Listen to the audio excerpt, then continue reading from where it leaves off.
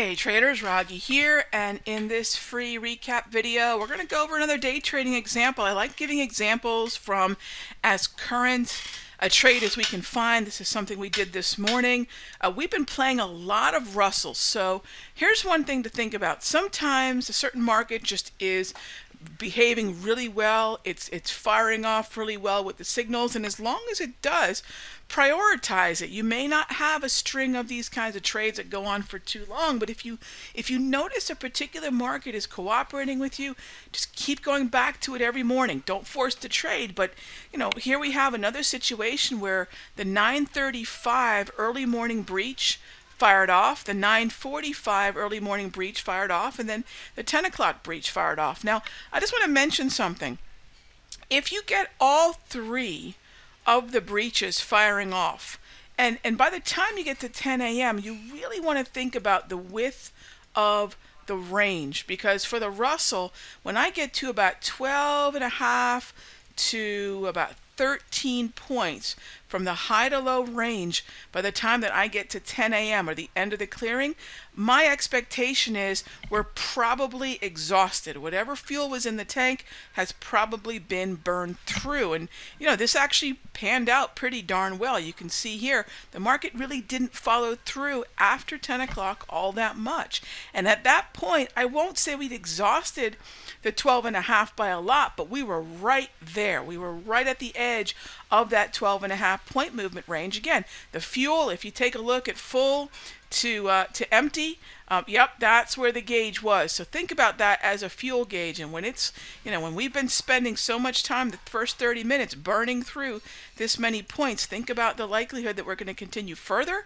Probably not, okay? But what was great, again, is the 9:35, 9:45 both fired off trades, and we were long into 10 o'clock, which gave us a lot more options. Okay, so that's one trade I wanted to share with you. Continue to focus on the Russell in the morning. It's been a gift that keeps right on giving. So another thing I want to discuss is this morning we had crude oil sell off pretty sharply, and the sell-off happened because of a tweet. Now, we've been waiting for a pullback in crude and in the RBOB gas for some time.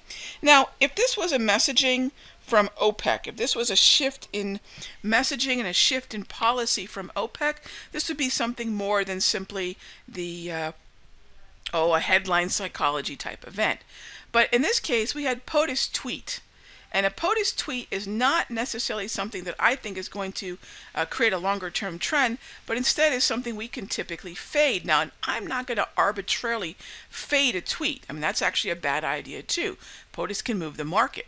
But what I also know is that we have an overall uptrend that we have been waiting and waiting and waiting for an opportunity to buy within. And we got that opportunity. Out went the alert. And when I see opportunities like that, we'll find that zone, that buy zone. And that's exactly what we did. Look for the buy when the market pulled back. And in this case, it was a tweet. I mean, that's the world we live in right now. Sometimes tweets are going to be the reason for a move, okay? Now, with the crude oil market selling off like this, we also saw an opportunity finally in RBOB gas. You could look at the USO as well for crude. You can also look at the UGA for RBOB. So we had the sell-off, and we also had RBOB finally getting down to levels that we could buy from. And that's something we did. In the premium video for members, I talked about a 5-minute, what I call wave reversal, or a trend reversal to a buy. And that is something we saw.